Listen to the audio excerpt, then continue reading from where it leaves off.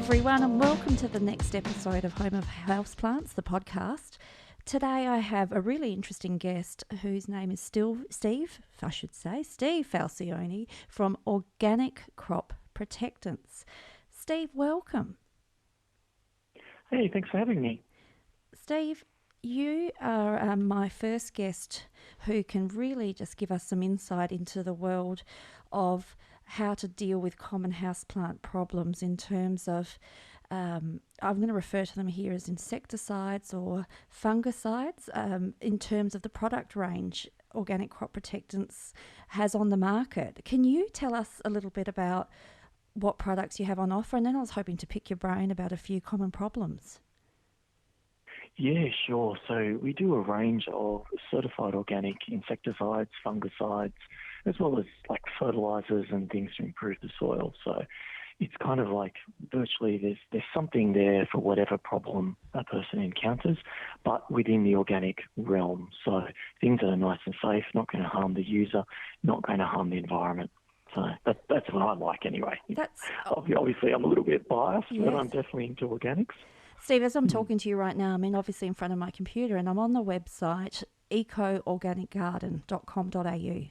Is that where we can find some of the things we're discussing today? So I'm going to click on there as I speak to you. And I'm seeing already some familiar products that I see constantly posted on Facebook groups, Instagram pages in terms of neem. Eco neem is immediately jumping out to me. A product range that looks very familiar. Without a doubt, Eco Neem is incredibly popular for indoor plant lovers, and that's primarily because it deals with fungus gnats. So I'd see when you look on social media, that's probably the number one problem that people have when starting off with indoor plants, and that's that tiny, tiny little critter that flitters around in amongst the potting mix and annoys the bejesus out of everybody. And Eco Neem is the one to use for that, without a doubt. So what is Eco Neem? I'm just fascinated to know. We're obviously not going to go into the biochemistry of the product, but what is it and how is it safe? Yeah, definitely. So for listeners who may not have heard of the word neem before, it's actually a tree and it's native to India. And that tree, when you take the seed and you crush it, you extract an oil. And within the oil are lots of compounds that will naturally kill insects. So it's quite an organic origin product. What we do is we actually remove the insecticidal molecules out of the oil so it becomes more concentrated. We mix it with some other plant oils that give it an extended shelf life. And then voila, you can go to the shop and pick up a bottle of Eco Neem, which you dilute in water.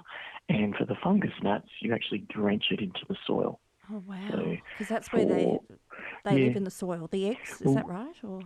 Well, the fungus gnat, all insects, there's different stages of their life cycle, and the juvenile stage with this insect lives in the soil.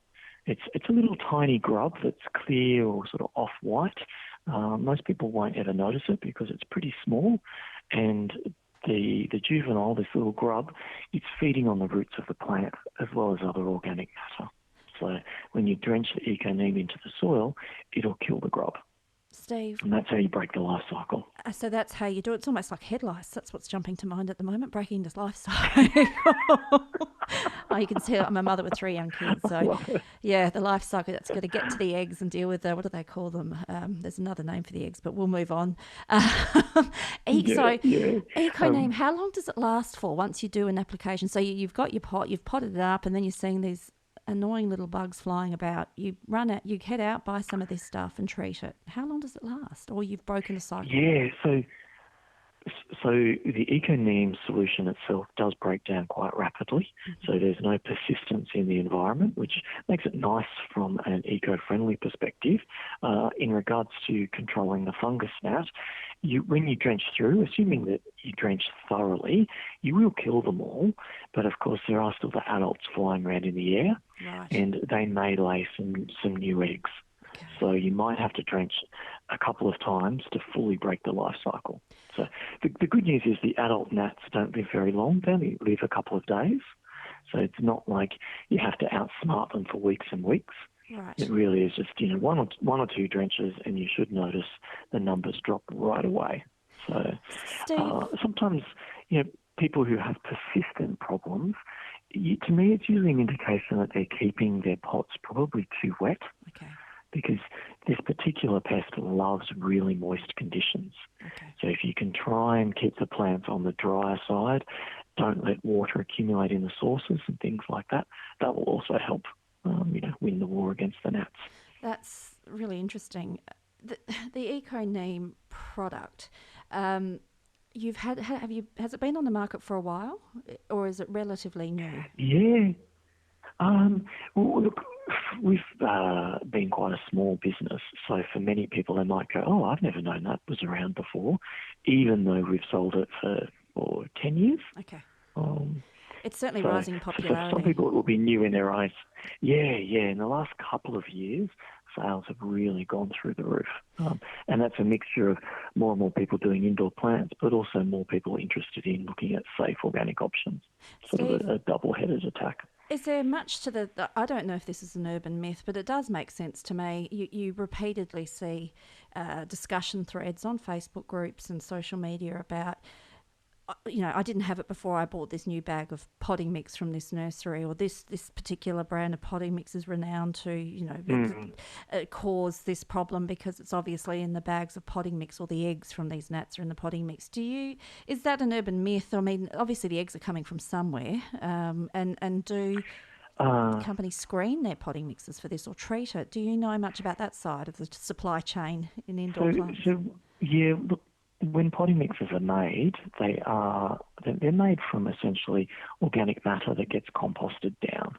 So in the composting process, there's quite a lot of heat involved, and so that will kill pests, but as well as any diseases and things that might be in it. So you end up with a finished product that is free from weed seed, pests, and diseases. Right. So that's what happens when it's made properly and comes out of the factory door at the business that makes potting mix.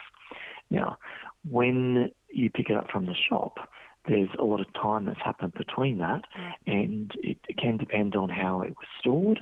Sometimes bags of potting mixes might be outdoors at a nursery or hardware store. Okay. They might get rained on. They might be indoors where when the plants get watered, water runs along and maybe pools a little bit at the base. Mm-hmm. So you can have conditions which are right for fungal gnats to live, and potting mix bags aren't sealed. There are lots of little holes in them, quite intentionally, and so it is possible that a fungus gnat could get in and lay some eggs. Right. So, Okay. yes, the stories of someone buying a bag of potting mix and they open it and a whole bunch of fungus gnats flies out, that is definitely possible. Okay. I'm a little bit wary, though, to point the finger at any particular brand and say that it's a certain manufacturer that's at fault. I think it's more likely what's happened after it's left the factory. Makes sense. No, thanks for your insight. Yeah, that's all right. So, look for fresh stuff that's not sitting around in damp conditions. And often, I find if you go to a stack of potting mix, you can kind of tell whether it's fresh or whether it's been sitting there for ages. You'll see if there's fungus gnats flying around. Not always, but often. Yeah, So and just faded, look for probably those things faded before you choose one. Faded printing on the package probably indicates it's been there for a long time. Yeah. Steve, I'm looking now again on that website page. What's the next popular or another relevant product in that range for people who are growing indoor plants?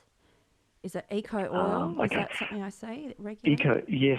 Yes. So eco oil is definitely useful. So it's another organic insecticide, and for indoor plants, its common use would be for controlling scale. So scale are those little insects that attack the plants, and often people don't even realise they've got them because they just see these little spots or bumps and don't realise that that's an insect because they're not moving. Okay. But they might complain that they've got stickiness on the plants, or they might see build up of a thing called sooty mould. Okay. I don't know if you've come across that yet with any of your plants, I have, yes. Where you get a black or a dark grey, it looks like soot, but it's actually a fungus that builds up on the leaves and branches. And what that is when you have scale feeding on the plants, they produce waste. And the waste is a sugary, sticky substance that drops onto the lower leaves and branches, and the mould is feeding off the sugars in that waste. Wow. So to get rid of it, if the plant was outdoors, you would commonly see ants as well running up and down the plant because the ants are feeding on this sugary substance also. So eco oil, Now, for an indoor plant, yes, how do we use it indoors? yeah, so again, well, actually, you could get it as a ready-to-use product, so it's already been mixed up, or you can buy it as a concentrate and you dilute it at home. But either way, you spray it thoroughly over the plant, and the oil needs to coat the scale and smother it. So that's how it kills. With scale, some are easy to kill, some are a little bit harder. Yep. So usually I'd recommend doing a couple of sprays to sort of be quite thorough and get on top of it. Mealybugs. Mealybug. Oh, yeah, we've got all the good ones coming out today, haven't we? And then I'm moving on to spider bite, just giving you a spider bite. Spider mite as the next one, but they're the bane of my existence. Mealybugs and spider mite. Help. All right. So for both of those pests, you could spray with eco oil or eco neem. Both will control the pests, but, and this is my little caveat, you need to be very thorough when you're spraying. Because eco oil and eco neem are contact sprays, so the solution needs to reach where the pest is feeding. If you only sort of half spray the plant, then you're only going to get mixed results. Right. And with mites and mealybugs, because they're great at hiding in cracks and crevices, you do have to be, take that time to be extra thorough when you're spraying to make sure you get everywhere. Yeah, you almost have to lift the plant out off the shelf and then really do a 360 and underneath the leaves and down every sort of stem and into where it connects to the main stem. The leaf stem connects to the main stem. You're right. You really, really need to, and then do a follow-up spray. So, and again, that's just to make sure any bits you might have missed, you're getting them. So, controlling those pests is not necessarily easy. That's why you do need to be quite thorough. I would quarantine any plants that have got it on it, and I would watch it very, very closely any other plants, because there is an incredibly high chance that the pests will have spread to the other plants, even if you can't see them yet. We should sort of give a word picture of a mealybug, because we've done that for the others. A mealybug, I would describe it as a furry little fellow. It almost looks like a little puff of fluff on your leaf that's only a couple of millimetres long. Is that how you describe a mealybug? Yeah, so mealybug, you're right. So, 2-3 millimetres in size, oval in shape. The body itself is actually a grey colour, but they produce a white meal or fluff on the outside. So at first glance, they look white. They tend to like protected positions. So on the underside of leaves, in cracks and crevices, like we mentioned, you don't often see them just exposed on the top of a leaf. Occasionally you do, but usually not. And where there's one, there's more. You may also see some white fluff that looks a little bit like fairy floss, little small bits or cotton buds, and they'll be the masses of eggs that get laid in that kind of cluster. Okay. So if you've got that, that's another sign of mealybugs on their way. And spider mites. Thorough spraying. Yeah, spider mites I would describe almost as if you had a sharp lead pencil and you did a little dot on a piece of paper, but they're a maroon, bronzy, browny colour, and they just seem to suck the vigour out of the leaves. But is that a fair description? Yeah, so mites are technically not insects. They belong to the spider family. And so if you look under a microscope, they look a bit like a spider, surprise, surprise. Yeah. Let's see, spider mites are about maybe a millimetre or so in size. So if you've got good eyes, you can spot them. If your eyes are a little bit ordinary, then you'll have trouble seeing them. On the underside of leaves is one of their favourite places to hang out, and they'll bite into the cells in the leaf and suck out the goodness. So the damage that you'll see starts to be a little bit of speckling on the leaf, where it's losing its greenness in little spots here and there everywhere. But if untreated and the mite numbers increase, that speckling will grow and grow until, almost the entire leaf has lost its greenness. Right. And you'll usually see, when they're that bad, you'll see a very fine spider webbing material appearing over the leaves and stems. And then you're in real trouble, I guess, That's aren't spider you? mite. Yeah, sometimes called two-spotted mites, because when you look under a microscope, you can see their bodies are sort of like an amber colour, but they have two darker spots in the body, so hence two-spotted mite. And in cold weather, sometimes they can take on a reddish sort of hue. So some people call them red spider mite. Wow, that's fascinating. Yes, so eco oil for those two, for spider mite and mealybugs. Or eco neem. Okay. Both products will control those pests, yeah. But I have some other options for controlling those pests that don't involve sprays. Okay. And that's using beneficial insects. So I have all placed my order for these. I'm really excited to learn more, and I only placed it late last week, Steve, but I will be receiving these little insects sometime this week. But yeah, tell us about this, because we've got a lot of interest in these bugs that help eat other bugs. Yeah. So we've got the concept of insects eating other insects. So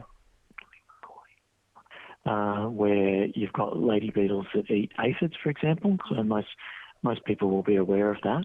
But there are lots of other insects that eat pests that are less known but incredibly effective. So we've got a range called the Backyard Buddies, and that includes some of these guys. So for mealybugs, there's this particular type of lady beetle that loves mealybug. Now, its scientific name is a Cryptolemus. That's a bit of a mouthful for most people, so we just call her Linda. Yes. Linda the lady beetle. Fabulous. And people can order Lindas, and what will come are the juvenile stages of this beetle, and they actually look a bit like a mealybug on steroids. Yeah, they do. I'm looking at the image on your website, yeah. Yeah, they're about a centimetre long, so much bigger than a mealybug, and they will hunt down and eat them. They just love them. So when the parcel arrives, if you order Linda, just steel yourself to, when you open the package, to realise that you haven't been shipped more mealybugs. These are the predators. They just appear in the juvenile form, similar in appearance to a mealybug. Well, and it's great camouflage, because they can be in amongst the mealybugs, feeding on them, and ants, which would normally protect a mealybug, don't realise that there's a predator in amongst them. So that's why they look like that. Yeah. And then for the mite problem, the two-spotted mite, there is another mite. It's a predatory mite called Persimmilus. Right. And we call him Pete, again, because it's easier to say Pete than Persimmilus. Yes. And you can order him in. He arrives as a mixture of adults and juveniles, and he's sort of like a salmony orangey colour. Very small, again about 1 millimetre in size, and you can spread him all over the plants that are being attacked, and he'll hunt down and eat the mites. Really ferocious feeder. Wow. Yeah, it's pretty cool. Now, I've actually used Pete a couple of times on my indoor plants, because I've got about 60 or so getting a little bit out of hand. Yes. And a couple of times I've brought a plant in which, unbeknownst to me, had two-spotted mite on it, and then that spread through my plants. And rather than take plants outside to spray, I just brought in a whole bunch of peats, released them, and they just went through and cleaned up everything. So, Steve, a couple of questions. Really easy. So, a couple of questions. So when the tube arrives, Michael, and this is timely for myself in particular, do I empty out the tube just on one of my plants, or do I sprinkle the contents on a couple of plants that are sort of a little distance from each other to get the best results? What do I do when the tube arrives? Yeah, so that tube will be mixed with some vermiculite or some rice hulls, as well as about 1,000 of the peats. And basically all you do is you just shake it around the plants to sort of spread the mix out. It's best to spread it everywhere. I wouldn't just do it on one plant, because there's more than enough peats to be able to spread it around. And like I said before, if you've got spider mite on one plant, there's a very high chance that you've got it on others. Okay. So you're best to spread peat everywhere to make sure you spread that protection. Okay, so my next question is, particularly for indoor plants, if you've got your collection in your lounge room and you get some heats in or linders in, what happens? They've done their job. Do we then create a secondary problem by having peats take over our indoor plants, or do peats just naturally die away because there's no food supply anymore? Yes, when peat runs out of food, what will happen is his numbers will naturally start dying off, or he'll start eating his other peats. Like they'll start cannibalising each other in search for food. Gee, tough So life for eventually, Pete. Yeah. I know, but all in all, they'll just disappear. So I've had to release peat in my house twice over the last few years, and I'm not overrun with peats. I never see them anymore. They're all gone. So it's a bit of a nothing to be selfish worried about. relationship, isn't it? Poor Pete, we bring Pete in I to help, know. and then he's just left to die out. But I wow, know. this is a fantastic option for people who don't like to spray at all, or just who don't want to. It's a bit of an effort. You've got to take a few precautions. You've got to perhaps take them out to a balcony or to the backyard, and to devote an hour or so to doing it properly. In particular, as you said, how we have to hunt down every nook and cranny. But this is a really great alternative option, Steve. It's pretty cool. It really is. But I would sort of add one little thing to say, nothing is better than actually really checking your plants before you bring them into your collection. Okay. So whenever someone's getting a new plant, to really thoroughly look it over before you take it home. And then, you minimise the introduction of new problems that way. That's a very timely point. I just wanted to point out to people, if you are looking to order these, there's about 5 or 6 in the range. Backyard Buddies is the tab that you need to click on, but you access that through ecoorganicgarden.com.au, and then there's probably another screen you go through first, but they're called Backyard Buddies. I'm sure if you type that into the search function, Steve, that'd pop up for you. Yeah, they should do. Eco Organic Garden Backyard Buddies, and you'll bring up the range there, and you can click through and read about them and see if they're right for you or not. But that probably covers off the main indoor plant pest problems I can think of. The other one is disease issues. Okay. And that's people will sometimes talk about getting powdery mildew on their plants, depending on what they're growing. Yep. And that will be sort of like a white or a pale grey dusting or coating that spreads across the leaves. Okay. And it's a fungal issue which can be controlled by using a product called eco-fungicide. Okay, begonias are particularly susceptible to, well, that's been my experience. I get that problem continuously with my begonias. Right, okay. Yeah. Very, very common on begonias, unfortunately. But the eco-fungicide, like the other products, certified organic and nice and safe. No gloves or masks or anything are needed to use it. Spray thoroughly over the plant and it will attack the fungal disease there and knock it out. Now, if you do have a plant that is particularly vulnerable, like a begonia, then don't be surprised if it comes back. Okay. So that disease is a very, very common disease. So there are fungal spores that float around in the air all the time. And if conditions are right for the spores to be able to germinate and the plant is naturally vulnerable, then it will come back. Okay, so stay alert. Think about... Yeah, definitely. And think about other things like, can I improve the growing conditions of the plant, like, say, airflow around it? Does it need more light or less light? Does it need better watering? Some of those other tricks can be things that you can focus on to improve the general health of the plant and make it stronger and more resistant to the problem in the first place. Okay, that's really good to know. What do we do about potting mix? And I have occasionally a problem where perhaps I've let a plant sit in a pot too long because life is busy and, you have a lot of other things to do. But I find the water either runs completely through and then perhaps when I am repotting it and I've just watered it, it's bone dry in the 2/3 of the root core. Yes.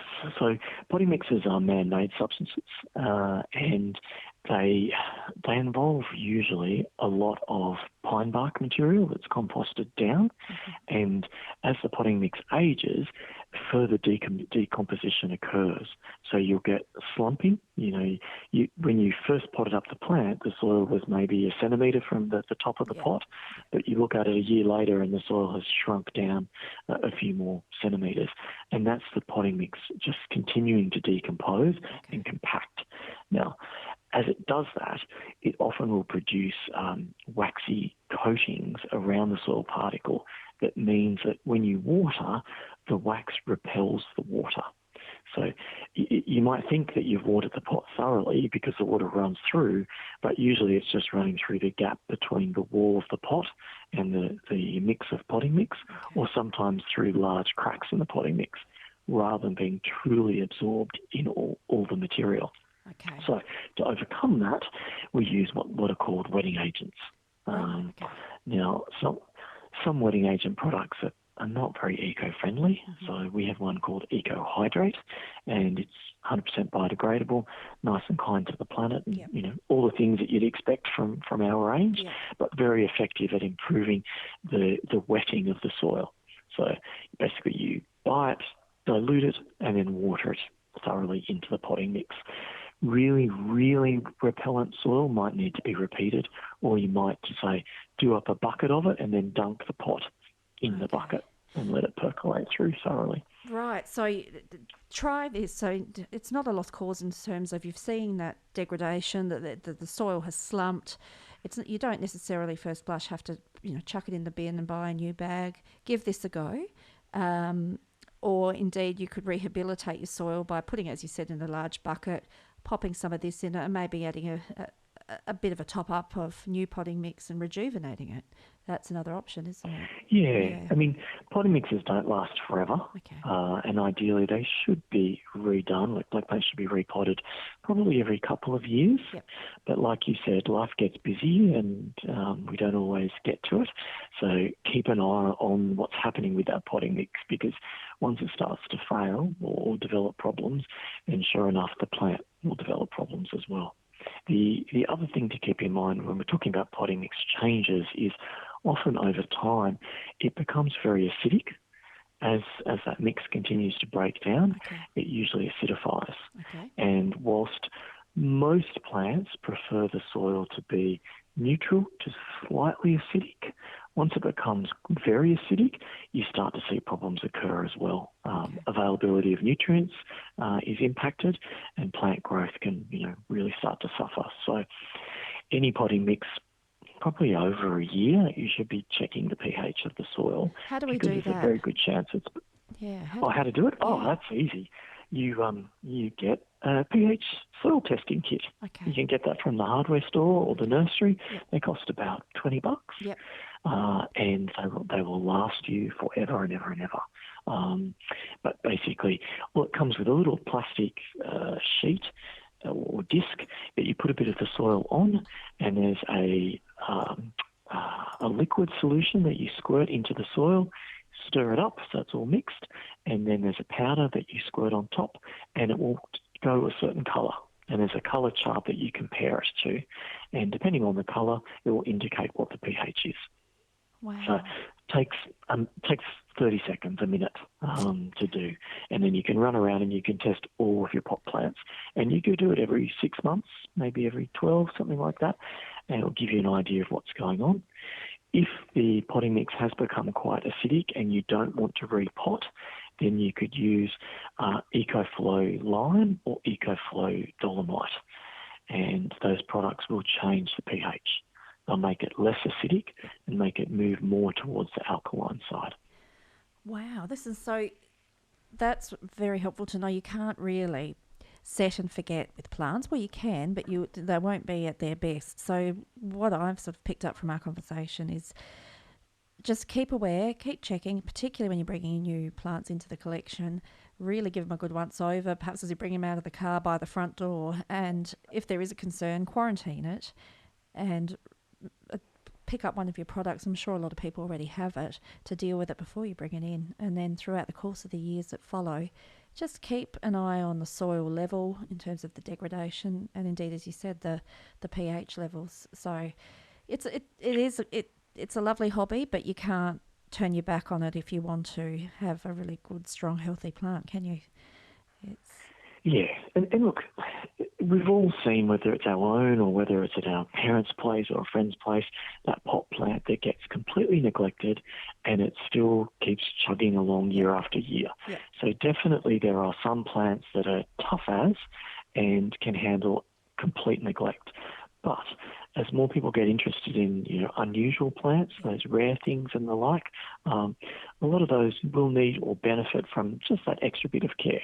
And so the things we've talked about today, they're the things to do periodically, and then you'll have, a nice, happy, healthy collection that everyone can be envious of. Well, Steve, I guess you're probably well aware there's a lot of people who in Australia particularly collect indoor plants, but there's a huge number of them who invest huge sums of money into their indoor plants, particularly the rarer ones, and some of them touching close to $1,000 and well above $1,000. So you don't want to invest that kind of money and then neglect your plant. So this is really helpful information to everyone, but particularly those who have a very precious collection. And it's really great to know. I just had a couple of questions in terms of, I don't have pets myself at the moment, but I do see a lot of people having concern about what products to use if they do have, particularly cats in the home. Is there any, obviously your products are organic, but how safe are they for pets, and what do we do if we have got pets in the house? So everything we've talked about today, perfectly safe for pets. Okay. So nothing to be worried about at all. That's a huge relief. Yeah, particularly I've seen a lot of indoor plants damaged on Facebook by cats that go a bit crazy or and so forth. But obviously, that's a fabulous bonus of this product range. And my next question is, are these products available only online, or can we pick them up in certain stores around Australia? How do we source your products? So there's both options. Definitely the online website, ecoorganicgarden.com.au is one option, but nurseries have them as well, and independent hardware stores and the hardware chains like Bunnings and Mite and stuff like that. So they're spread. Some stores will have our entire range. Some may only have one or two things, but they're definitely out there and fairly easy to get nowadays, which is great. That's fantastic. Steve, I've really learnt a lot already in terms of just having an environmentally friendly option. A lot of people are super sensitive about dealing with chemicals and maybe have sort of avoided dealing with the issue, but this is a really fantastic option to deal with the problem and not freak out that you bring chemicals into the home. It's fantastic. Yeah, and look, you can have amazing plants by looking after them organically. You don't need to resort to some heavy-duty chemicals. So, we've got options there, which I'm quite proud of. It's exciting to be able to get people to have great-looking plants, but without any nasty products. Yeah. Look, Steve, thank you so much for joining me this morning. I've seen Eco Neem pop up and Eco Oil repeatedly, and I must admit I haven't turned my mind to delve deeper, and now I've got the answers in terms of what it treats, and it's obviously self-explanatory on the packet itself. You can read the label, but if people have any perhaps more precise questions that we haven't covered off on today, is there a way they can contact you through the website or your company through the website just to get some specific definitely. advice? Okay. Yeah, pop on the website. Sometimes there's live chat on the website, so you can type in and chat to someone straight away. Otherwise, you can send an email, or there's phone numbers and all the rest of it. So easy ways to reach us. Oh, excellent. Steve, thanks again. I really appreciate our chat today. It's been really enlightening. My pleasure. It's been fun. Yeah, it has. Bye, Steve. Bye-bye.